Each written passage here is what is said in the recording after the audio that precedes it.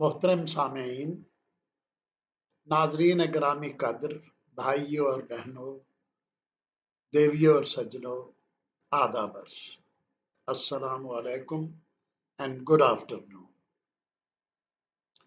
मुल्तान पाकिस्तान से आपका दास्तान गो सैयद तसद्दुक़ हुसैन बुखारी आपकी तफरीह तबा की तस्कीन के लिए एक नई कहानी, एक नई सच्ची दास्तान का तोहफा लेकर हाजिर है, जिसका ताल्लुक इटली और यूक्रेन से है, यूक्राइन या यूक्रेन से है।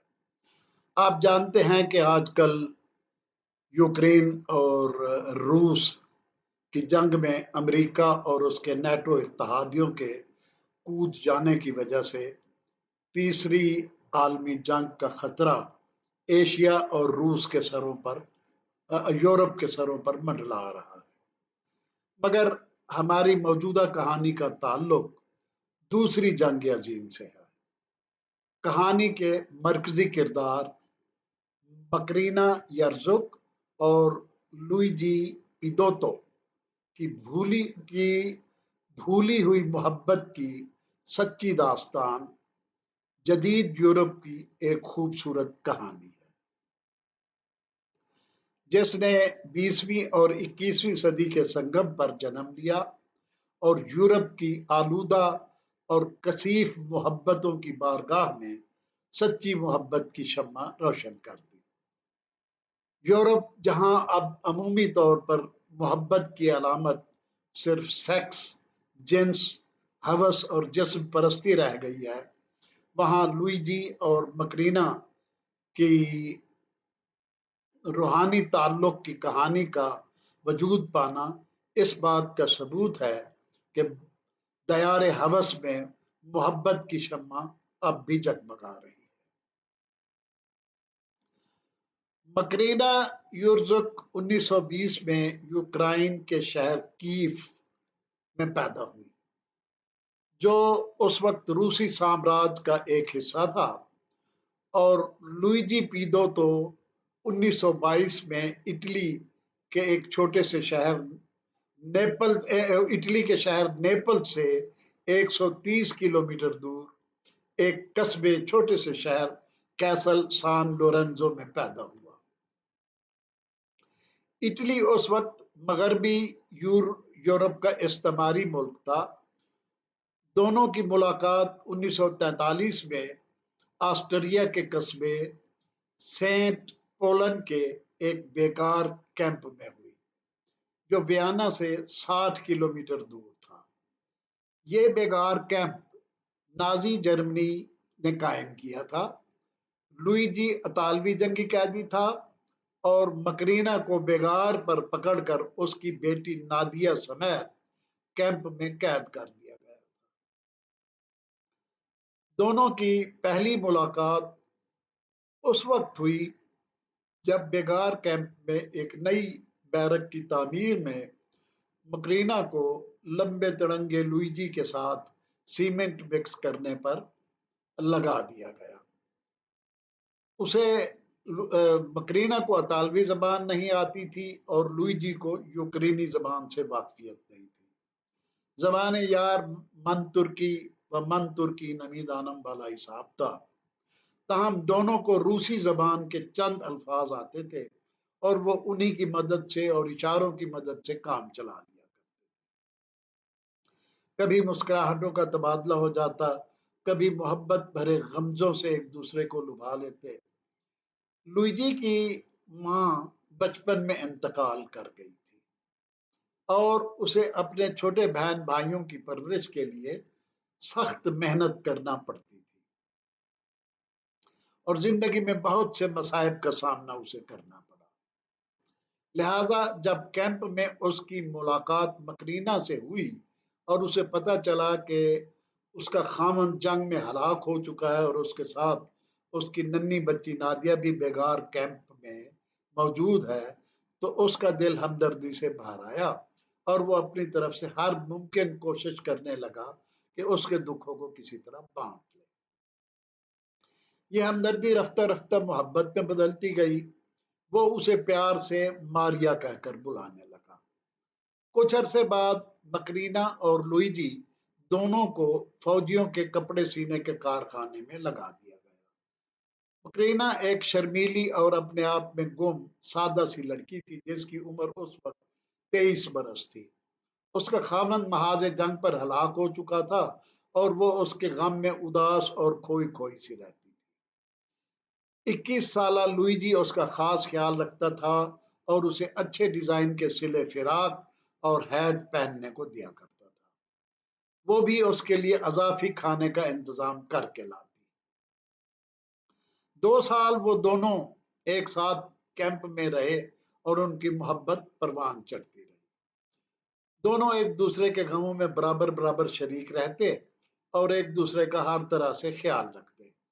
جب وہ بیگار سے کبھی فرصت پاتے تو دونوں ہاتھوں میں ہاتھ ڈالے کچی سڑکوں یا کھیتوں کی پگڈنڈیوں پر چلنے اور پیار محبت کی باتیں کرتے۔ دونوں نے جنگ کے بعد اٹلی میں ایک ساتھ زندگی گزارنے کا فیصلہ کر لیا۔ 1945 میں 1945 میں روس نے جرمنی کو شکست دے کر بیگار کیمپ پر قبضہ کر لیا تو کیمپ میں موجود تمام قیدیوں کو رہا کر دیا گیا، مگر روسی حکام نے مکرینا کو اٹلی جانے کی اجازت دینے سے انکار کر دیا۔ روسی حکمران جوزف اسٹالن کی ہدایت تھی کہ مشرقی یورپ سے کسی کو مغربی یورپ جانے کی اجازت نہ دی جائے اور نہ مغرب والوں کو مشرقی یورپ میں رہنے دیا جائے۔ لہذا نہ مکرینا کو اٹلی جانے دیا گیا اور نہ لوئیجی کی یہ درخواست قبول کی گئی کہ اسے مکرینا کے ساتھ یوکرائن جانے دیا جائے۔ 1945 میں دونوں محبت سے محرومی کا داغ لے کر اپنے اپنے ملک چلے گئے۔ لوئیجی نے فنانسر کے طور پر کام کرنا شروع کر دیا اور مکرینا اجتماعی کاشتکاری کرنے لگی۔ سخت روسی پابندیوں کی وجہ سے لوئیجی کے لیے مکرینا سے ملنے کے لیے آئینی پردے یعنی آئرن کرٹن کے پیچھے یوکرائن جانا ممکن نہیں تھا۔ وقت گزرنے کے ساتھ جدائی کا زخم بھی بھرتا گیا۔ دونوں نے اپنے اپنے ڈھب کی زندگیاں گزارنے کے لیے شادیاں کر لیں۔ لوئیجی کو خدا نے اولاد اور گرینڈ چلڈرن سے نوازا۔ مکرینا کے 3 مزید بچے پیدا ہوئے اور وہ بھی نانی دادی بن گئی۔ شادی کرنے کے باوجود لوئیجی کبھی مکرینا کو نہیں بھلا سکا اور جب کبھی اس کے ساتھ گزرا ہوا وقت اسے شدت سے یاد آتا تو اس کی آنکھیں خود بخود بھر آتی۔ اس نے مکرینا کے فوٹو اور اس کے بالوں کی ایک لٹ سنبھال کر رکھی ہوئی تھی۔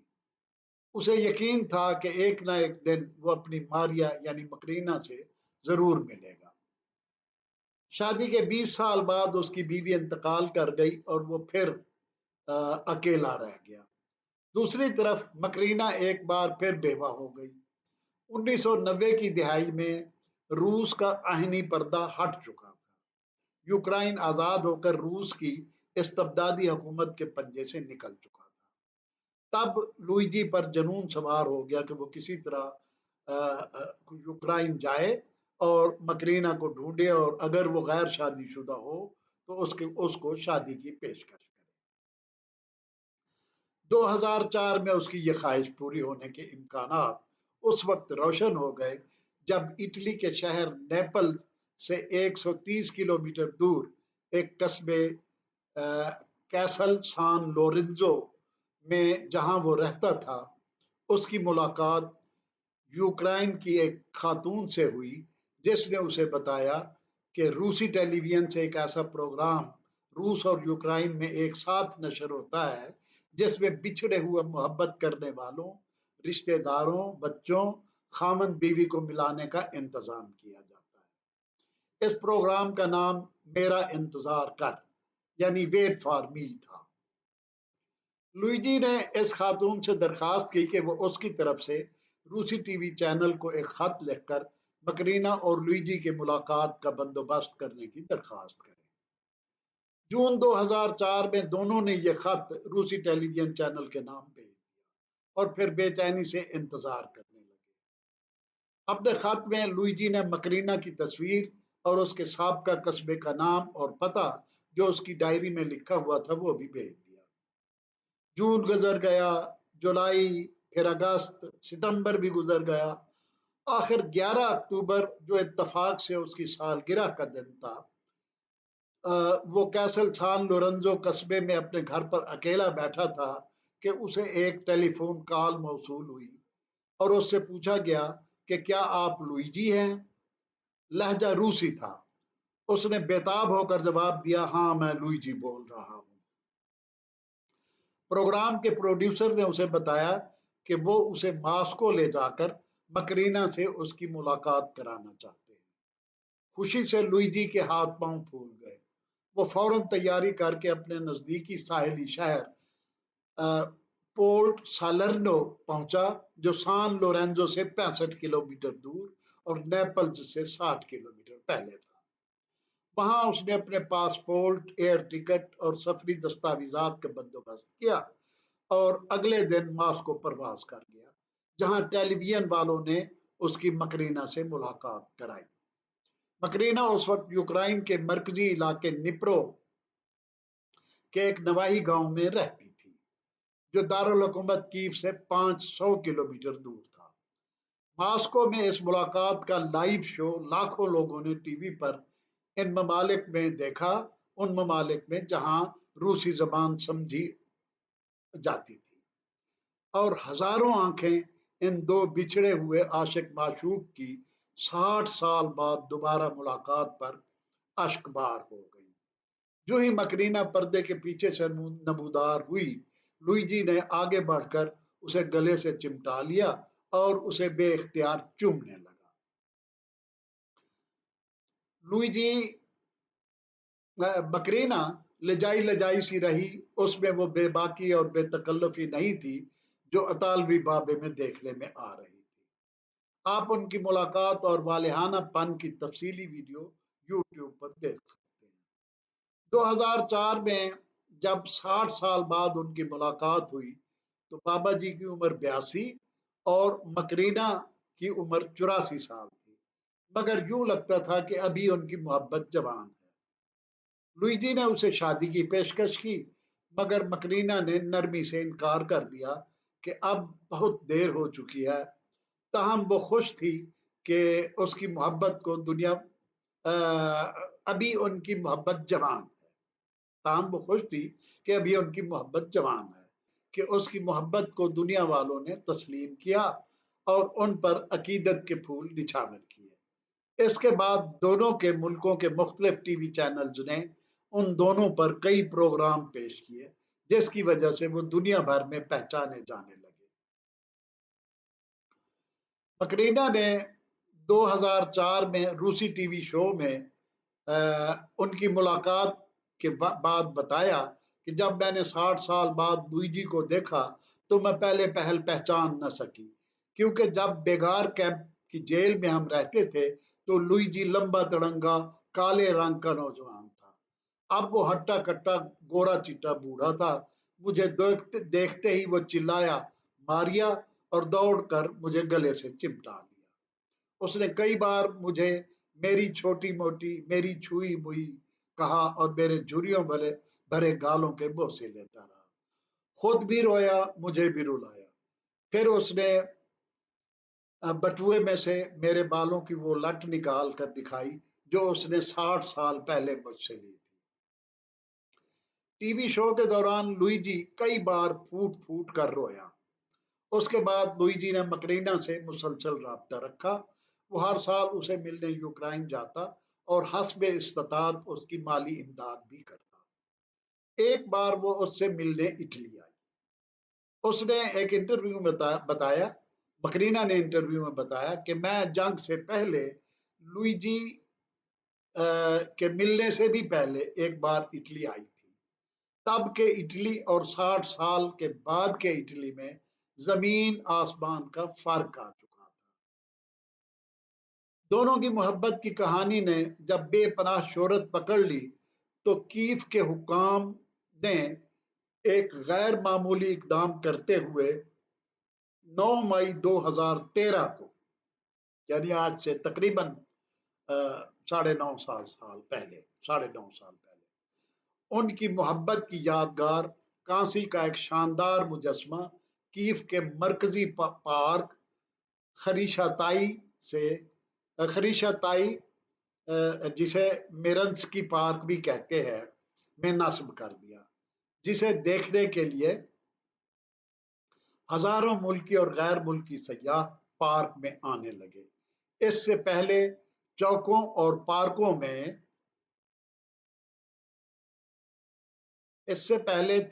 پارکوں میں فوجی جنرلوں اور آمروں کے مجسمے نصب ہوا کرتے تھے۔ ایسا پہلی مرتبہ ہوا کہ اتنی اہم جگہ پر دو محبت کرنے والے دل بروں کا مجسمہ نصب کیا گیا۔ اس مجسمے کی تنصیب کے اخراجات یوکرینین ٹی وی کمپنی نے ادا کیے۔ یہ مجسمہ عاشقوں کے پل یعنی لورز برج کے پاس واقع پارک میں نصب کیا گیا۔ اس کا افتتاح 91 سالہ لوئیجی سے کرایا گیا، جو اس مقصد کے لیے اٹلی سے یوکرین آیا۔ تاہم 93 سالہ مکرینا بیماری اور ضعف کی وجہ سے اس تقریب میں شرکت کرنے کے لیے کیف نہ آ سکی۔ اس کی جگہ اس کی دو پوتیوں نے اس کی نمائندگی کی۔ ایک پوتی ایلینا نے بتایا کہ دادی نے ہم سے کبھی اپنی محبت کے فسانے کا ذکر نہیں کیا تھا، تاہم اب وہ اپنی شہرت اور پرانے دوست سے مل کر بہت خوش ہے۔ عام طور پر دادی کو کل کی بات یاد نہیں رہتی، صبح کیا کھایا یہ بھی یاد نہیں رہتا، مگر اسے 60 سال پہلے کی جنگ اور لوئیجی کے ساتھ گزارے ہوئے دنوں کی ایک ایک بات بہت اچھی طرح یاد ہے۔ مئی 2013 میں کیف میں اپنے مجسمے کے افتتاح کے چند ماہ بعد لوئیجی 91 برس کی عمر میں انتقال کر گیا، اور 2 سال بعد مکرینا بھی 2015 میں 95 برس کی عمر میں فوت ہو گئی، مگر ان کے مجسموں نے ان کو امر کر دیا ہے۔ اپریل 2017 میں سان لورینزو کی ٹاؤن کمیٹی نے اٹلی کے قصبے کیسل سان لورینزو کے سب سے بڑے چوک میں لوئیجی اور مکرینا کا مجسمہ نصب کر دیا، جو کیف والے مجسمے کی ہو بہو نقل ہے۔ یہ تھی مکرینا اور لوئیجی کی لازوال محبت کی داستان۔